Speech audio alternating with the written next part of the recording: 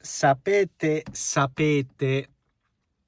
io dopo martedì non do nulla per scontato, nulla, zero, specialmente una partita che si gioca sotto il nubifragio universale con praticamente tutte le riserve in campo, e forse questo non è un downgrade sotto alcuni aspetti, anche perché poi se scende in campo gente più motivata, gente che in questo momento vuole guadagnarsela anche in maniera definitiva la maglia dell'Inter, e magari uno può pensare a Taremi con un inizio di stagione nauseabondo, e adesso stiamo intravedendo qualcosina, e poi la mossa della giornata sia tattica che tecnica è Zalewski. Zalewski, ragazzi, era stato già il migliore per quanto mi riguarda nella precedente partita di campionato.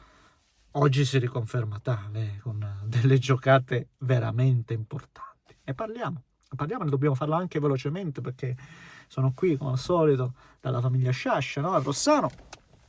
E popolo di pazzi, ragazzi, detto tra me e voi, ma popolo di pazzi scatenati e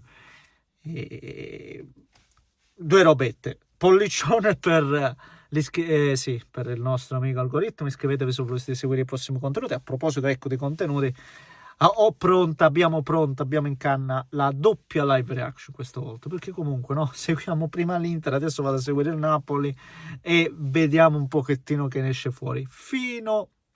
Affinché c'è vita bisogna vivere, bisogna fare il possibile senza ombra di dubbio. Quindi din don, attivate la campanella per rimanere connessi. Grazie ragazzi, grazie per i commenti, per le iscrizioni, per il supporto, per tutto, che bisogna dirlo.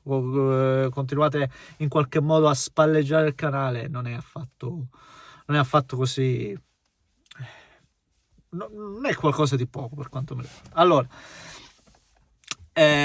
sì, ritorno da lui, perché onestamente sarà perché per caratteristiche questa squadra, l'abbiamo detto 1 miliardo di volte, no? È costruita soprattutto sul gioco collettivo, sui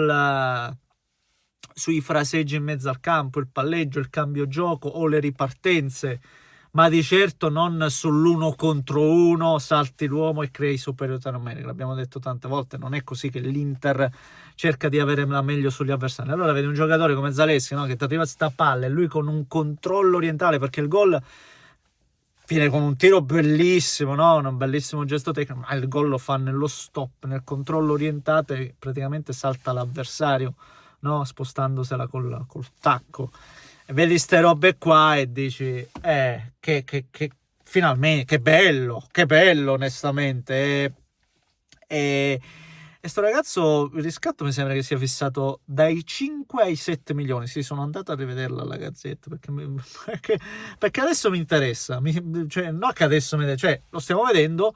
Un ragazzo volenteroso, un ragazzo che, ripeto, a suon di giocate vuole guadagnarsi questa maglia, e a questo prezzo onestamente ti offre sicuramente qualcosa che non hai in altri giocatori. Nello stesso Di Marco, che per overall, non prendiamoci in giro, no, non c'è storia, no, Di Marco al 100%, però queste giocate Di Marco non le ha. Il rientro sul destro e tiro Di Marco ovviamente non ce l'ha, proprio per caratteristiche, no? E quindi perché no?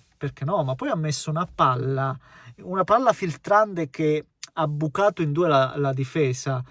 E sono giocate veramente, veramente interessanti, no? Quindi non è che la giocata sporadica che ti cattura l'occhio, magari alcune volte diventa un po' troppo ridondante, che prova sempre a rientrare, sì, in alcune partite, ma ci prova. Cioè, sicuramente il ragazzo sta dimostrando personalità, e questo non è secondario quando stai parlando dell'Inter, no? Di una squadra come l'Inter. Quindi un pensierino adesso ce lo farei. Sono contento, ripeto, della prova di ragazzi come Aslani, che ancora una volta, no, abbiamo sempre giustamente, devo dire, giudicato, e anche oggi va dal dischetto, segna, chiude un po' la contesa. Inutile dire De Vrij dietro, giusta questa scelta in qualche modo di di tornare, di queste rotazioni, e poi anche di inserirli nella ripresa, perché adesso, oltre a guardare, no, e a renderla il più difficile possibile al Napoli,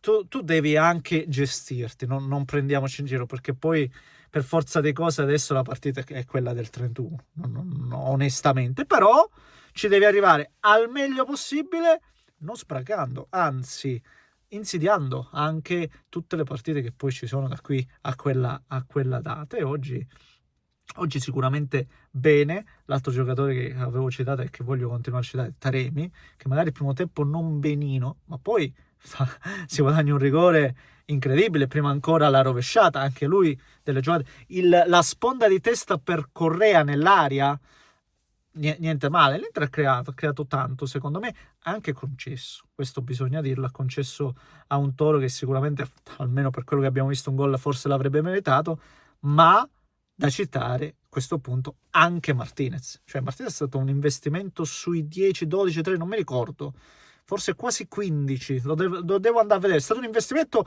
per i nostri standard anche abbastanza alto, assolutamente, perché è un portiere di livello. Cioè non è Buffon, non sto dicendo questo, non è neanche Sommer, ma è un portiere affidabile, ragazzi, è veramente affidabile. Questo non è secondario, non è da poco. Decisivo anche oggi, perché magari prendi gol lì, se non sbaglio eri sull'1-0, te la pareggiano, la partita può cambiare, ripeto, perché il Toro, qualcuno potrà dire ma leggero perché senza motivazione. Vero, sicuramente in questo momento le squadre non giocano alla morte, le squadre che sono già salve, che non hanno obiettivo, ma questo è relativo per l'Inter e per il Napoli, quindi non è che è da parametrare a entrambe le squadre, gioco forza, quindi se è un aspetto positivo per l'Inter lo è allo stesso modo per il Napoli, se è negativo per l'Inter lo è allo stesso modo per il Napoli, appunto.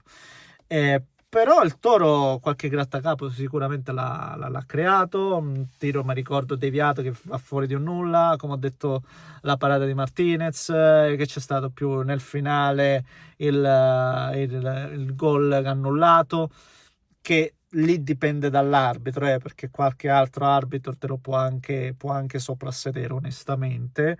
Forse in maniera stretta e severa ci può stare il fallo, senza ombra di dubbio, ma lì siamo, no, in quella zona grigia, se vogliamo. E c'è stata qualche situazione, assolutamente, del Toro, ma l'Inter la porta a casa. Noi dovevamo fare questo, dovevamo farlo in questa maniera, anche in uno stadio inzuppato, incredibile. E io, quando ho visto tutte ste robe, no, avevo delle vibrazioni un po' strane. Invece abbiamo portato a casa. Finché c'è vita bisogna vivere, bisogna fare quello che va fatto, e l'abbiamo fatto, e sono contento. Adesso ci andiamo a vedere cosa combina il Napoli. Un grande abbraccio da Neschio.